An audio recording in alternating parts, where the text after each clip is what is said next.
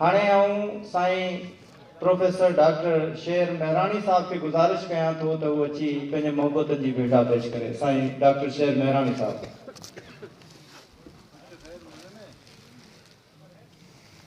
महिरबानियूं अमर गुलबा। शाह साईं चयो त डोरे डोरे ॾेह माउ खाहोड़ी आया, डोरे डोरे ॾेह माउ खाहोड़ी आया, मयन पेरें खेह कुह ॼाणा कंहिं पार जी। स्टेज ते वेठल अॼोके हिन तक़रीब जो घोट साईं गुल हसन कलमती साहब, इंतहाई मोहतरम वाजिब एहतराम साईं प्रोफेसर मोहम्मद सलीम मेमन साहब, अदब खे अधु सदी खां वधीक उमिरि ॾींदड़, असां जहिड़नि केतिरनि खे पैदा कंदड़ ताज बलोच साहब, साईं ख़ालिक जुणेजो साहब, साईं डॉक्टर रुखमान गुल पालारी साहब ऐं ॿिया दोस्तो, जे लतीफ़ जी ॿोली। सभ खां पहिरियां ई त मुबारक जो मुस्तहिक आहे साईं गुल हसन कलमती साहब ऐं शाहबाज़ ऐं खीरू लहणा, उहे दोस्त जिन ही प्रोग्राम रिथियो आहे। इंतिहाई कलरफुल, इंतिहाई बहितरीन, पंहिंजनि खे ईअं ई मान ॾिबो आहे जीअं हू मान लहणनि ऐं जीअं ही मान ॾियनि पिया। इज़त ॾियणु हीअ धरती अज़ल खां ई सिखी आहे ऐं महिमान खे या पंहिंजे खे रुतबो ॾियणु यकीनन हिन मिटीअ जी ख़मीर में इहो अंसर मौजूदु आहे त हिन मिटीअ में उहे जुज़ा मौजूदु आहिनि जो हू मान ॾेई ॼाणे। बल्कि हिकिड़ी नंढड़ी ॻाल्हि आउं शेयर कंदो हलां, जेका मूं शहबाज़ कॉन्फ्रेंस में बि चई हुई त कलंदर लाल शहबाज़ 100 सालनि खां वधीक ॼमार ॿियनि मुल्कनि में रहियो, मरंद खां वेंदे अफ़गानिस्तान या विच एशिया जा केतिरा ई मुल्क हू घुमंदो आयो हो। सिंध में 2 साल या इन खां घटि जो अरसो ॿुधाइजो थो त 2 सालनि खां घटि वक़्तु हू सिंध में रहियो आहे। पर जॾहिं हुन सिंध खे इज़त ॾिनी त मोट में सिंध हुनखे उहा इज़त ॾिनी जो समूरी दुनिया में हू सिंधड़ी ऐं सेवण जो लाल शहबाज़ सॾिजे थो, मरंद जो लाल शहबाज़ हुनखे कोई बि कोन थो सुञाणे।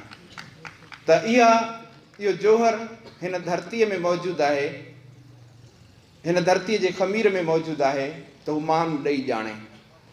साईं गुल हसन कलमती जी शोहरत, उनजी इज़त ऐं उनजे तक़रीम जा केतिरा ई हवाला आहिनि। घणनि हवालनि ते सभई दोस्त ॻाल्हाइनि पिया, को उनजे समाजी पहलू ते पियो ॻाल्हाए, को उनजो जेको तहरुक ऐं तहरीक ऐं मुतहरिक किरदारु आहे उन ते पियो ॻाल्हाए, को उनजे इल्मी अदबी ऐं तहक़ीक़ वारे एंगल ते पियो ॻाल्हाए। यकीनन बल्कि कुझु साल अॻु में सोजरे जे लाइ जॾहिं असां इंटरव्यू कयो हो साईं गुल हसन कलमती जो, त उन इंटरव्यू में इहा ॻाल्हि साम्हूं आई, ख़ासि तौर कराची सिंध जी मारी जे हवाले सां, त हिकु चैप्टर हिकु FIR आहे।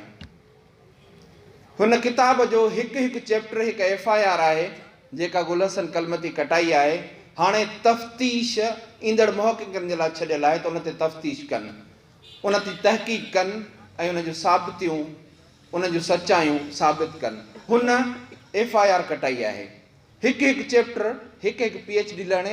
ऐं सेकेंड कंदुसि साईं डॉक्टर रुखमान गुल पालारी साहब जिन जी हिन ॻाल्हि खे, त हू हिक खां वधीक PhD लहणे, हुनजो कमु तमामु वॾो आहे। असां अॼुकल्ह PhD जो मयार ॾिसूं पिया, जेकॾहिं अहिड़ो मयार आहे ऐं जेके एज़ाज़ी ॾिनियूं थियूं वञनि उन्हनि शख़्सियतुनि जो बि को कद काठ साईं गुल हसन कलमती खां वधीक कोन्हे को। हूअं त आउं कुझु लिखी आयुसि, पर मुख़्तसिर वक़्तु आहे ऐं राति बि थधी थींदी पई वञे ऐं मच कचहरी जो बंदोबस्तु आहे। मुख़्तसिरनि सिर्फ़ु आउं सिंधूअ जी सफ़र कहाणी जे हवाले सां 2-4 जुमिला ॻाल्हाईंदुसि। सिंधूअ जी सफ़र कहाणी शेर दरिया जो तर्जुमो। शेर दरिया जेको रज़ा अली आबदी 1989 में BBC तां हुनजी जेका सो केस्त नशर थींदी हुई रेडियो BBC तां, ऐं उहा जेका मक़बूल थी आम मक़बूल थी। गुल हसन कलमती हुनखे प्रिज़र्व कयो, हुनखे महफ़ूज़ कयो, ऐं कुझु सालनि खां पोइ हुन अनवर पीरज़ादे सां इन जो ज़िक्र कयो त मूं इहो किताबु महफ़ूज़ कयो आहे, त फ़ौरन हुन चयोसि, जीअं पाण जेको आहे सो गुल हसन कलमती हुन में लिखियो आहे त जॾहिं मूं इहा ॻाल्हि हुन सां शेयर कई त हुनखे ईअं लॻो ॼण त को ख़ज़ानो हथु अची वियो आहे, ऐं हुकुम कयईं त 2-3 ॾींहंनि जे अंदरि में इहा क़िस्तवार इहो किताबु अवामी आवाज़ में अचणु खपे, ऐं अचणु शुरू थियो। बल्कि उन वक़्तु जॾहिं इहा ॻाल्हि मूं पढ़ी त मूंखे भिटाई साईं जी इहा सिट यादि आई त खुंडरे लधी खाण पखीअड़े पाताल में। ईअं ॼण त हुन हिकिड़ी खाण खुंडरे खोटरे पाताल मां लधी आहे, जेका खाण जंहिं खाण जो दरवाज़ो गुल हसन कलमती खोलियो, ऐं जेका पोइ जेका सो अवामी आवाज़ जे सिफ़नि ते आई, ऐं उनखां पोइ इहो किताबी शकिल में असांजे साम्हूं आयो, ऐं हिन वक़्तु हुन किताब जो ॿियो छापो आयो आहे। ऐं सभ खां अहम ॻाल्हि इहा आहे त हुन में रगवेद जूं उहे सिटूं ॾिनियूं वियूं आहिनि, जंहिंमें रगवेद चयो आहे ऐं भागवान सिंधु, ऐं सुहा गउनि वांगुरु पंहिंजे गाबनि ॾांहुं मोटंदड़ डोड़ंदड़ सिंधु, ऐं ॿिन्ही कपनि जे विच में कंहिं जर्नेल वांगुरु वहंदड़ हलंदड़ सिंधु, तूं अज़ीम आहीं, तूं एतिरी अज़ीम आहीं जो तोॾां ॿियूं नदियूं ईअं डोड़ंदियूं थियूं अचनि, ईअं तोॾां ॿियूं नदियूं डोड़ंदी तो में पवण जी जेका आहे सो हिकिड़ी इच्छा थियूं ॾेखारनि, हिकिड़ी ख़्वाहिश थियूं ॾेखारनि, जीअं की विछड़ियल हुजनि के अरार परार खां उहे अची भाकुर पाइनि थियूं तोखे, ऐं तूं उन बल सां, उन सघ सां, उन ताक़त सां समुंड ॾांहुं काहींदी वञी थी, ऐं ताक़तवर सिंधु। इहो रगवेद जूं सिटूं ऐं उनजी पुॼाणी आख़िरी मज़मून मां 2-4 सिर्फ़ु जुमिला ऐं तव्हां सां शेयर कंदुसि जेके रज़ा अली आबदी लिखिया आहिनि। यकीन कयो जॾहिं उहे जुमिला मुंहिंजे साम्हूं आया त मुंहिंजे अखियुनि जा बंद टुटी पिया हुआ, ऐं कमाल हिन जे तर्जुमे जो आहे, असुल कमाल लफ़्ज़नि जो कोन्हे हूंदो, असुल कमाल उन शख़्स जे अहसास खे ॿोली अता करण जो हूंदो आहे। लफ़्ज़ त मुअल हूंदा आहिनि, वर्ड्स आर डेड, उन्हनि में कुझु न आहे हूंदो, पर जॾहिं राइटर उन में अहसास फूके थो, उन में सूर इसराफ़ील फूके थो, त लफ़्ज़ जहिड़ा थी था पवनि, ऐं कॾहिं पोइ इहे बंदि किताब जॾहिं असां खोलियूं था, कॾहिं असांखे रोआए था विझनि, कॾहिं असांखे खिलाए था विझनि, कॾहिं असांखे उदास था करे विझनि, कॾहिं असांखे कावड़ में आणे था छॾनि। आख़िरी उन किताब जो आर्टिकल आहे, हवा खे चुप रहणो आहे या हवा ख़ामोश रहंदी। रज़ा अली आबदी लिखे थो, जेको तर्जुमो साईं गुल हसन कयो आहे, नक्शे मुताबिक़ आउं सिंधूअ जे पछाड़ ते बीठो आहियां, नक्शे मुताबिक़ हिते सिंधु दरिया खे समुंड में छोड़ करणो आहे, पर हिन वक़्तु ऐं नक्शे मुताबिक़ हिते शाह बंदर खे हुजणु खपे, पर मुंहिंजे साम्हूं भुरियल ॻाढ़नि सिरनि जूं कई इमारतूं आहिनि, लॻे ईअं थो इहे गॾु हिकदमि हिते ड्रही पयूं आहिनि, ऐं हिननि जा वासी या त इन्हनि भितियुनि जे हेठां अची विया आहिनि या मुंहंनि जे दड़े वांगुरु काॾां निकिरी विया आहिनि। हीअ धरती, हीअ मिटी जिथे इहो खीर जहिड़ो उजरो दरिया अचिणो हुयो, उते हिन वक़्तु लूणु ऐं ज़हर उन धरती मां उभरी निकितो आहे। उहा धरती जंहिं सूहण गाह पैदा कयो हुयो, इहो छोड़ वारो इलाइक़ो आहे। सूहण गाह जंहिंजे लाइ असांजा जेके भाॻिया वेठा आहिनि उहे ॼाणंदा हूंदा, सूहण गाह उहो गाह आहे जॾहिं मेहूं ऐं गऊं खाईंदियूं आहिनि त हुननि जो खीर मिस्रीअ खां वधीक मिठो थी पवंदो आहे। उहो सूहण गाह जिन पटनि, जिन पडरनि, जिन बेल्ट ते उभरियो पए, आयो पए, उन्हनि जायुनि ते हिन वक़्तु ज़मीन ज़हर उछले रही आहे।